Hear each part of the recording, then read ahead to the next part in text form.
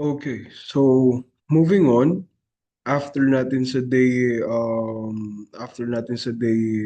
na Solarman, old model, dito naman tayo ngayon sa model. So, you as a staff of Phil Solar or engineer of Phil Solar or could be technician or tech support, pwede mong i-track sa system kung bago lang ba siya na-install si client ng DAE kasi if most likely bago na DAE and with confirmation, nag-contact kayo ni client maybe through Messenger or Viber or WhatsApp, humingi ka ng picture ng brand na inverter and nakita mong bagong model sila ng DAE.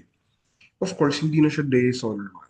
Most likely, DAE Cloud na ito. Since ito talaga yung para sa new models. Basically, latest models ng brands ng DAE. So, ayun, for our first step, kapag nalaman na natin kung anong brand ng model, punta nga tayo ngayon sa DAE Cloud. Okay? Ayan. Na ngayon, kapag ka nakapasok mo na ngayon sa portal, sa system natin as installer as Phil Solar, pupunta ka ngayon sa overview. Okay? So, ayan. For example, ayan, nakuha mo na. And for the second step, aalamin natin ang plant name.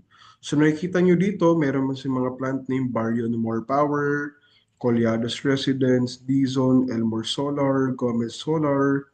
Ayan yung mga plant name. Kapag ka nakuha mo na yun kay client, from there, pwede na natin silang ma-remote.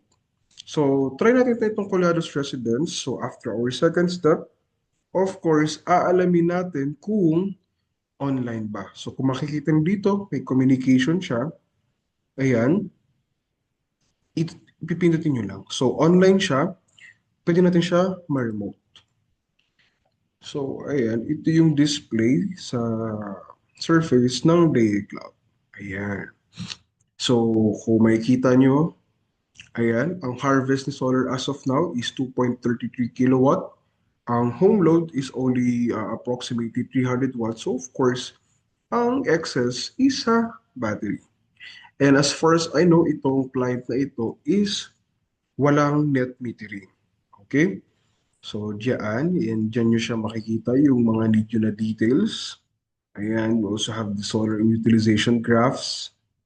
Okay? Ayan.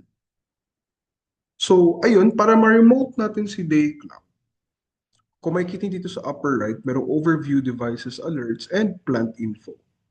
Para ma-remote natin siya, let us select devices. Ayan. Ayan. Same with Solar Monday for the older models. Merong logger, ito yung Wi-Fi dongle by the way, and meron ding inverter. Ayan. So for us to remote it, ang gagawin natin dyan, kapag ka nasa inverter ka na, after devices, meron dito magpapakita sa operation. Okay, merong firmware upgrade, merong delete, may device control, and merong edit. Of course, para ma-remote natin siya, same lang, device control. Okay? Ayan. Wait for it. Ayun. So, there you go. Dito na tayo ngayon sa batch command. Makikita na natin ngayon yung mga initial values. Like I said, just to make sure if tama ang mga parameter settings na naka-display after entering the device control, read natin siya. Okay? Ayan. So, ang battery niya is 280 ampere hour. These are all default na. Ayan. Kung makikita nyo, ayan, ang max ampere charge and max ampere discharge niya is 130. Pwede naman 140, most likely, ang case na nangyari sa ni client based sa orientation and sa commissioning, want ni client na, you know, na mas mababang max ampere charge and max ampere discharge. Okay? Ayan, kung makikita nyo, default na rin itong mga settings na ito. And again, always and never forget to enable. Kasi like I said, kahit anong set natin dito sa battery settings page 1 and battery settings page 2, if ito is naka-disable, itong activation ng battery, it will take effect sa screen and command the inverter na wala tayong battery. Okay? If hindi ito magre-receive ng voltage sa battery. Okay? Ayan. So for the battery setting naman, kung makikita nyo, read lang natin siya. Ayan. Ayan. So ito naman, nasa system work mode na tayo. Like I said, kagaya kanina sa day natin na Solarman old model. Same ano lang naman siya, same controls. Kung kanina may net metering, yung client na na-open natin yung plant, ito namang client na to, walang net metering. Okay, read lang natin siya.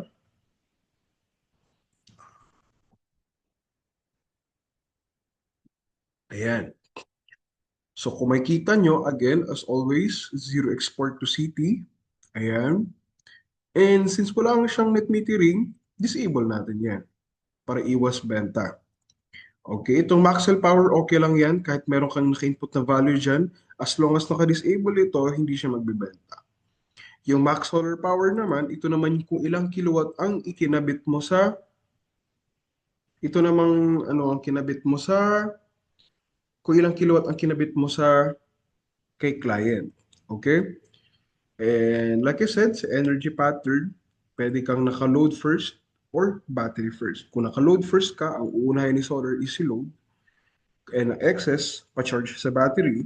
Pero if like naka-battery first yung selection mo dito, ang uunahin niya is si battery. Ang sobra na harvest si solar is sa load ng bahay. Okay? So, ayan lang naman siya. After system work mode page 1, system work mode 2, time of use, ayun naman siya.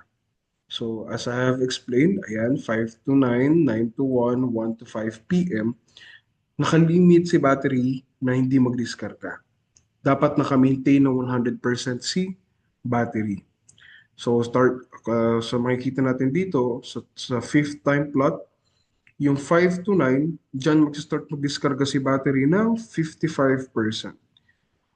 Now, bakit 55%? Kasi kung makikita natin dito, pagpatak ng 5 p.m., mag-start na mag-diskarga si battery. Right? Kapag nag-start siya mag-diskarga, kahit hindi pa 9 p.m., pero pag na-meet ng 45%, titigil na yan. Same thing and same concept applies sa 6 time plot and on the first time plot. Okay? Ayan. So, for the grid setting naman, unlock lang natin siya. Same password, 47. Okay, unlock mo, general standard, 60 Hz, 230 voltage. Ayan. So, ayan. Like I said, kapag ka meron ng net metering, itong 60 seconds, magiging 600 ito. Okay? So, but since wala pa siyang net metering, the rest are all default. And since wala pang net metering, stay 60 seconds ito. Okay? So, yep, that is all for the day cloud. Let us check yung plant ni client. Ayan. So, everything is doing fine. Wala namang errors, wala namang faults. So, yeah, dito na siya malalaro. So, that is all for day cloud.